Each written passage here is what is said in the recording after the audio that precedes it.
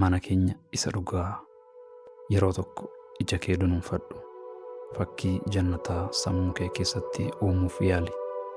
Balbaloota jannataa keessaa isa tokkoon seenaa jirta. Mana kee isa jannataa namoonni bareedina isaanii ibsuun namatti ulfaatu sisimataa jiru. Nyaanni mi'aa fi bareedinni isaa tilmaamuun hin danda'amne siif dhiyaatee jira. Nyaata kee isa jalqabaa jannata keessatti yeroo of ilaaltu namni qixa kan kee bareedu takkumaayyuu hin dhalanne jettee amanta. Namoota achi keessatti argitu hunda bareedina isaanii ilaaltee hin quuftu. Mee yaadi, nabiyyoota hunda achitti ija keetiin argita. Sahaabota hunda qaamaan argite seenaa isaanii afaanuma isaanii irraa dhageeffatta. Bareedina gabaawwan jannataa yeroo kana waan sitti dhaga'amu mee yaadi. Subhaanallah. Garuu jannanni waan amma ati yaaduu dandeessuun olitti fagoodha. Yaadni ilma namaa daangaa qaba. Sammuun keenya waan ijaan argine, gurraan dhageenye fi miiraan dhandhamne irratti hundaa'ee yaada. Jannanni garuu waan iji hin agarre, gurri hin dhageenye, onneen namaas yaaddee hin beeknedha. Mee har'a maalummaa jannataa qoranna. Iccitiiwwan jannataa kanneen onnee kee tuqan dhageeffachuuf yeroon isaa ga'eera. Iccitiiwwan jannataa kanneen imimmaan gammachuu ija kee irra fidan, kanneen dharraa ati gara Rabbii keetiitti qabdu dachaan siif dabalan dhageeffachuuf imala yaadaa seennee jirra. Imala addunyaa kan ijaan hin mul'annee fi isa mu'mintootaaf waadaa galame kana waliin haa jalqabnu. Qophiidha. Garuu osoo hin jalqabiin dura ergaa gabaabaa. Viidiyoowwan akkanaa akkasi jala hin dabarreef chaanaalii keenya sabiskiraayib godhadhu. Viidiyoo kanas akka namoonni hedduun arganiif laayik godhi. Jireenyi addunyaa har'a irra jiraannu kun guyyaa tokko ni dhumata. Lafti qaama keenya ni fudhatti. Arrabni keenyas ni cal'isa. Onneen teenya ni dhaabbatti. Garuu lubbuun teenya bakka duuti hin jirre deemti. Kana booda jireenyi xumura hin qabne inni bara baraa sun ni jalqaba. Inni sun jireenya akhiraa jedhama. Jireenya akhiraatti namni hundi du'aa ka'ee waan addunyaa kana irratti hojjete hundaaf Allah duratti qorannoodhaaf walitti qabama. Bakki sodaachisaan kun dirree mahshari. Ilma namaatiif yeroon sodaachisaan akkasii hin jiru. Erga namni hundi walitti qabamee booda kitaabni hojii isaanii kan waan addunyaa irratti hojjetan hundi keessatti barreeffame isaaniif kennama. Kitaabni sun warra jannataatiif gama mirgaatiin kennama. Gama bitaa yookiin duubaan immoo warra jahannamiif kennama. Seenaa kana kanaan dura chaanaala kan irratti bal'inaan kaafnee jirra waan ta'eef bira dabarra. Amma alhamdulillahi jedhi. Sababni isaas rahmata Rabbiitiin ati gabroota eebbifamoo jannata argatan keessaa tokko taatee jirta. Gammachuun kee guyyaa sanaa cinqii addunyaa irratti dabarsite hunda si dagachiisa. Ammas ija kee dunuunfadhu. Sammuu kee keessatti yaaduu eegali. Kitaaba kee mirgaan fudhattee gara jannataa deemaa jirta. Amma balbala jannataa dura dhaabbattee jirta. Jireenyi nagaa fi miidhaginaan guutamee fi xumura hin qabne sun si eeggataa jira. Garuu osoo hin seenin dura xuraawaa addunyaa qaama kee keessa jiru hunda irraa guutumatti qulqullaa'uu qabda. Kanaafuu laga addaa tokko keessatti dhiqatta. Bishaan laga sanaa dhibeewwan, dadhabinaa fi hanqina kan kee hunda qaama kee irraa balleessa. Hadiisa Tirmizii keessatti akka gabaafametti warri jannataa umurii 33 areeda malee ija kukkuulatanii hedduu bareedanii guddina abbaa isaanii Aadamiitiin walqixxaa'anii jannata seenu jedha. Amma qaamni kee qulqullaa'ee jira. Kana booda madda addaa siif qophaa'e irraa bishaan hedduu erga dhugdeen booda keessi fi ala keetiin qulqulluu taata. Kana booda gara mana kee isa bara baraatti qajeelta. Jannanni balbaloota garagaraa 8 qabdi. Isaanis karaa adda addaatiin gara jannataatti si geessu. Balballi ati ittiin seentu hojii kee fi addunyaa kana irratti eenyu akka turte irratti hundaa'a. Balballi hundi maqaa adda addaa qabu. Balbala salaataa kan warra salaata isaanii yeroo hunda eeggataniif qophaa'e. Balbala rayyaan kan warra sooma baay'isaniif qophaa'e.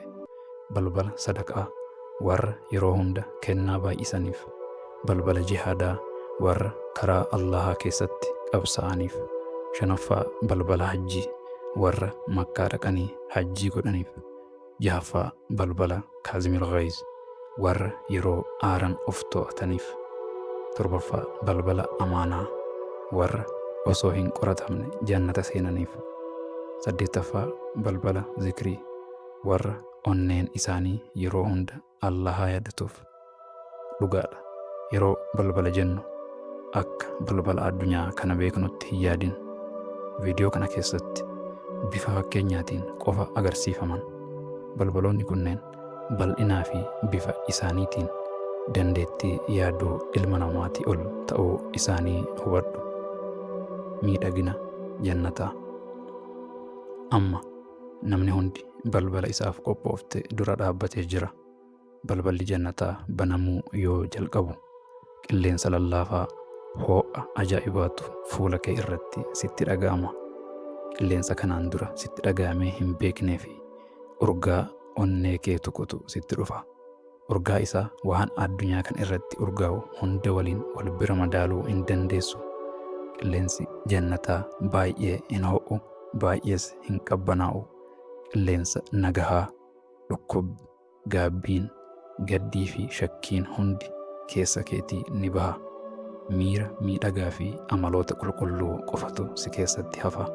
Dhumarrattis gara mana kee jannataatti tarkaanfachuu eegalta.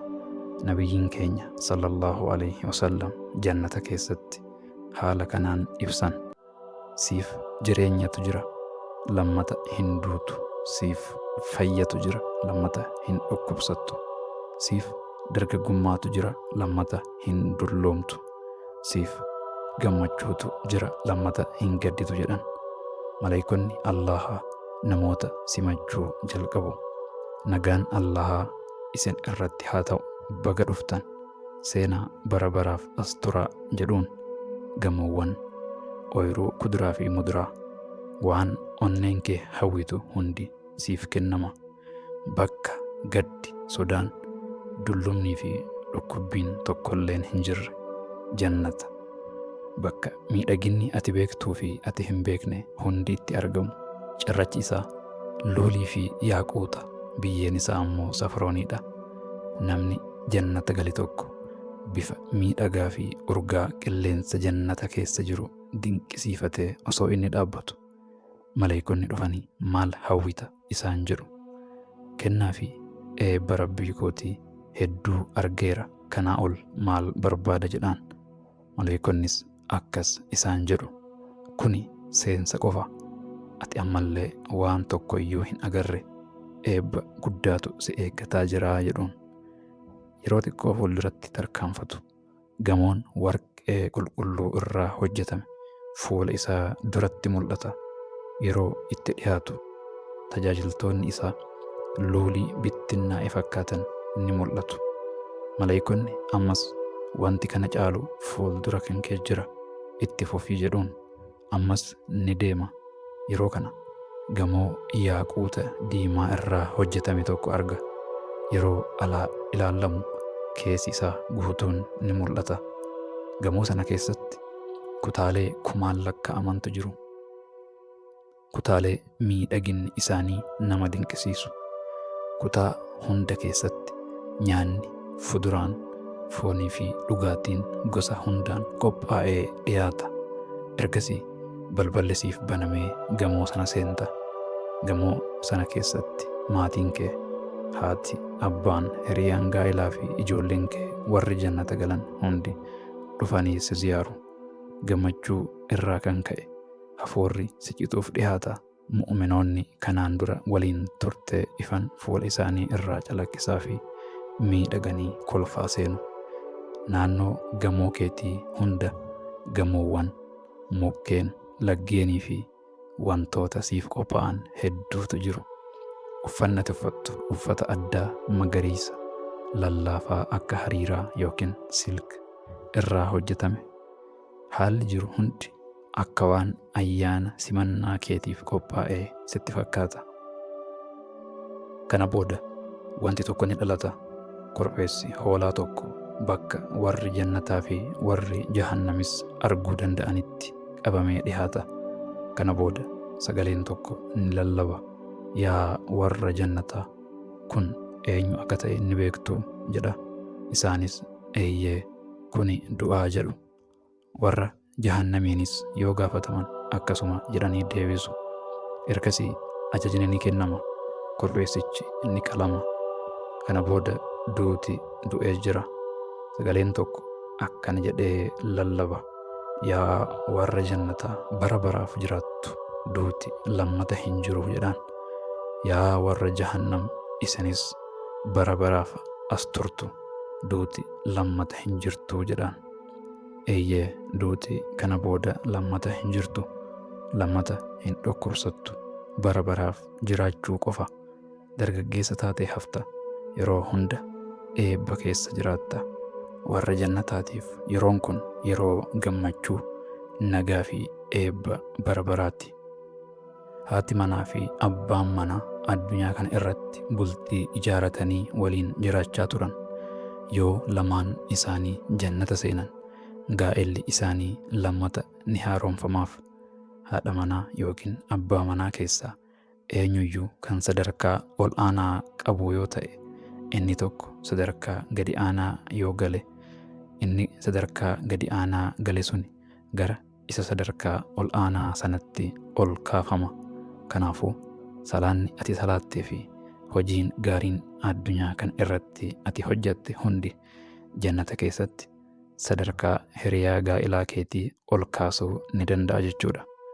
Jannata keessatti onnee wal cabsuu, wal ganuun tokkolleen hin jiraatu. Jaalala qulqulluu yeroo hunda cimuu fi dabalamaa deemu qofatu jira. Abbaan manaa fi haati manaa yeroo hunda caalatti miidhagaa deemu. Abbaan manaa ala bahee yeroo deebi'u, haati manaa isaa kanaan dura caalaa miidhagdee isii arga. Dubartoonni addunyaa irra jiran jannata keessatti bareedinni isaanii dubartoota jannataa keessaa yookiin hoorol ayin warra hunda caalaa bareedan jedhaman sana iyyuu caalaa bareeda.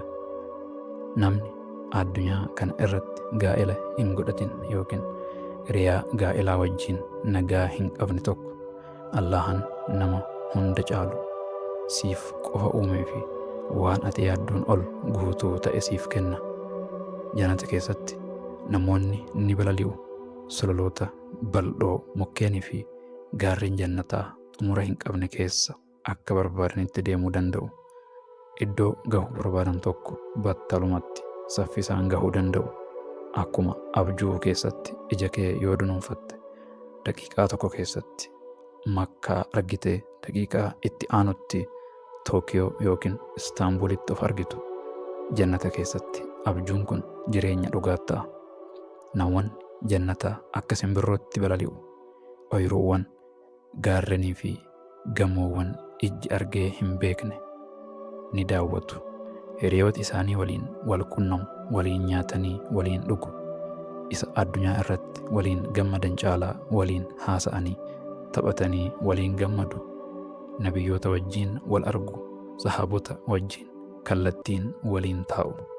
Yeroo jalqaba jannata seennu wanti jalqaba nyaannu foon qurxummii yookiin hoyiliiti. Addunyaa kana irratti nyaataa fi dhugaatiin jiraachuuf barbaachisaadha. Jannata keessatti garuu jiraachuuf miti, gammachuu qofaaf nyaanna. Nyaatota jannata keessatti argaman keessaa tokko tokko Qura'aanaa fi hadiisa irratti maqaan isaanii tuqamee jira. Foon simbirrootaa fi fuduraalee akka roomaan, wayinii yookiin giraabs, cheerii, muuzii fi timiraa, akkasumas dhugaatiiwwan akka aannanii, dammaa, bishaan qulqulluu, kaanfuurii fi tasniimii fa'aa maqaan dhahamee jira. Namoonni jannataa wantoota kanneen hanga barbaadan argachuu ni danda'u. jannata keessa beellii fi dheebuun tokkolleen hin jiru.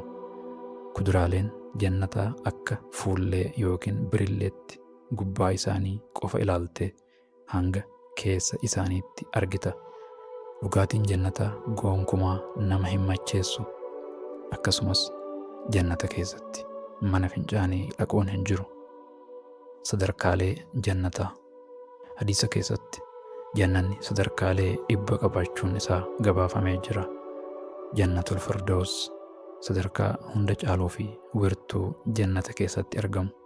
Inni arshii Allahaa jala jira. Jannatul Adn nabiyyoota warra dhugaa dubbatanii fi shahiidotaa fi mu'mintootaaf kan qophaa'e. Jannatul Na'iim barakaa fi nagaan kan guutamee fi wanti mu'minoonni hawwan hundi kan itti dhiyaatudha. Daarul Khuld mana gammachuu bara baraa kan sodaa fi gaddi tokkolleen keessa hin jirre. Jannatul Ma'awaa bakka boqonnaa keessattuu shahiidotaaf qophaa'e. Daarus Salaam mana nagaa fi tasgabbii bara baraa. Illiyyuun bakka ol aanaa maleeykonni Allahatti dhiyaatanii fi mu'minoonni qajeeloon keessa jiraatan. Muslima imaana dadhabaa qabuuf illee jannanni kennamu addunyaa kana harka 10 ni caala. Gamoowwan namoota sadarkaa ol aanaa qabanii yoo ilaallu fageenyi isaa akka urjii samii irraa calaqqisuutti mul'ata. Uumamtoota jannataa. Hurul Ayniin kennaa addaa warra obsaan Allaha jaallataniif kennamuudha. Uumamtoota qulqulluu. Isaan keessaa tokko osoo bishaan garba addunyaa kanaa keessatti hancufa tufe garbi guddaan sooqidda ta'e hundi battalatti gara damma mi'aawaatti jijjiirama. Gama biraatiin ammoo bineensonni hundi guyyaa qiyaamaa ni kaafamu.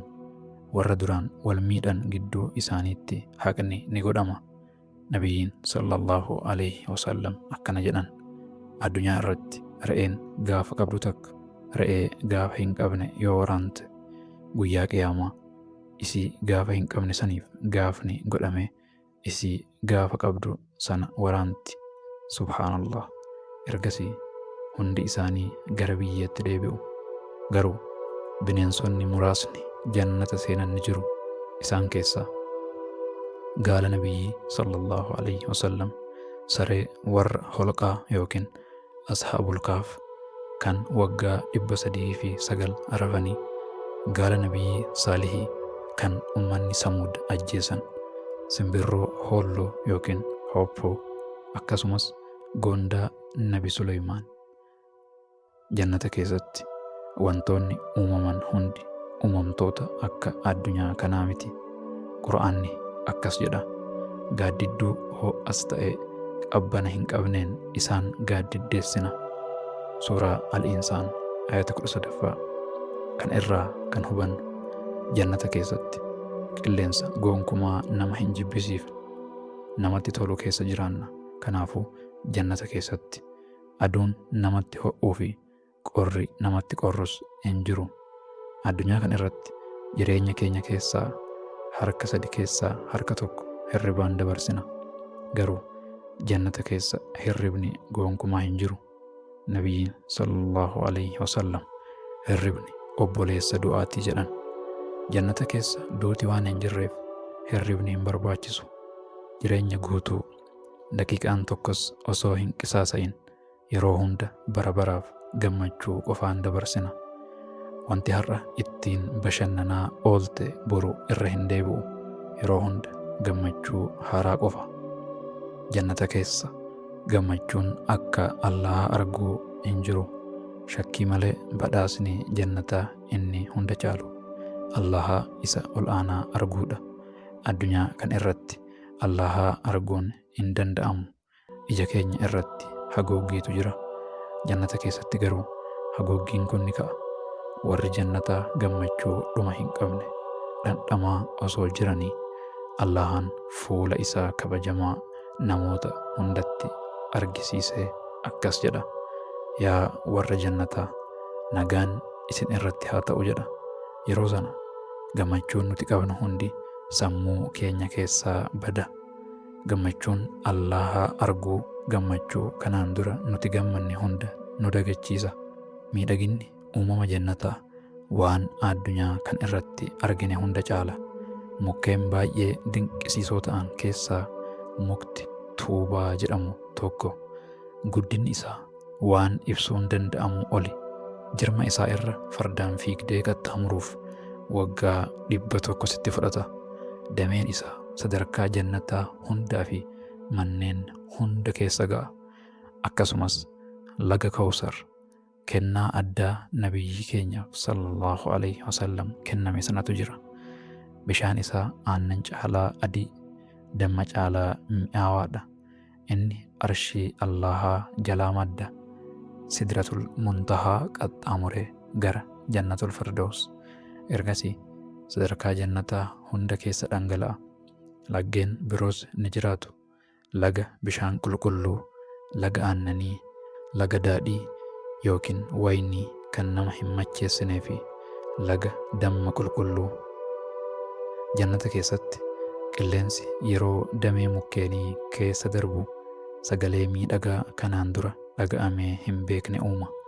Warri jannataa torbaanitti yeroo tokko gabaa addaa kan hunduu bahu tokkotti wal argu. Gabaa sana keessatti qilleensi bubbisu miidhagina keenya caalatti dabala. Wantoota jannata keessatti argaman keessaa inni tokko jireenya addunyaa keenyaa yaadachuu fi maatii fi hiriyoota keenya warra jannata seenan waliin yeroo dabarsuudha. Waliin teennee waliin haasofna. Wanti jannata dhugatti jannata taasisu tokko fuula Allahaa arguudha. Fuula Allahaa arguu wajjin yoo wal bira qabamu wantoonni jannata keessatti argaman hundi isaanii gammachuun isaan ilma namaatiif kennan waan xiqqoodha. Jannata keessa guyyaan tokko kan guyyaa Jum'aa addunyaatiin wal fakkaatu ni jira. Guyyaa sana Allahaan kursii isaa irratti gabroottan isaatti mul'ata. Malaayikaa Ridwaaniin akkas jedhaan, haguuggii 70,000 gidduu kootii fi gidduu gabroota kootii jiru kaasi jedhaan. Yeroo haguuggiin ka'u ilmi namaa hundi miidhagina Allahaa arganii sujuuda kufu. Allahaanis mataa keessan ol qabadhaa, ibaadaan addunyaa irratti hafee jira. Kuni biyya mindaati. Waan barbaaddan na gaafadhaa jedhaan. Isaanis yaa Rabbi nuti jaalala kee qofa barbaanna jedhu. Allahaanis ani isinitti gammadeen jira. Badii keessan isiniif dhiiseera. Waadaa kootis isiniif guutee jira jedhaan. Namni hundi waan barbaadu hanga hawwiin isaa dhumutti ni gaafata. Ergasii Allahaan akkas jedhaan, kana booda jaalala koo isiniif kenneera. Yeroo sana irraa eegalee bara baraaf wanti ilma namaa irratti Allahaa dallansiisu tokkolleen hin jiru.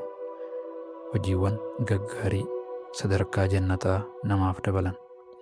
Ijoollee dhungachuu. Nabiyyiin sallallahu alaihi wasallam ijoollee keessan baay'ee dhungadhaa. Dhungoo tokkoof jannata keessatti sadarkaa tokkotu siif kennamu. Sadarkaa 2 gidduu waggaa 500tu jiraa jedhan. Yatiima gargaaruu. Namni yatiima gargaare yakka guddaa yoo hin hojjenne ta'e Allahaan jannata isa seensisaa jedhan. Dabalataan ammoo yeroo dheeraadhaaf yakka hojjetaniif gaabbuu fi arjummaa qabaachuun hojiiwwan jannata keessatti sadarkaa namaaf dabalan keessaa tokko. Xumura irratti jireenya addunyaa teenyaa jireenya gabaabaa fi kan qoromsaati. Manni keenya inni dhugaa fi inni bara baraa jannata. Allahaan karaa ittiin jannata galuu dandeenyu nuuf ibsee jira. Innis imaanaa fi hojii gaarii qofaani. Jannanni mindaa yookiin badhaasa salphaa miti. Warra Allaahatti garagalan haraam irraa fagaatanii fi amala gaariin jiraataniif qofa waadaa galame. Allahaan badii keenya hunda nuuf haa dhiisu. Jannata ol aanaa firdawsiin nuuf haa kennu. Aamiin.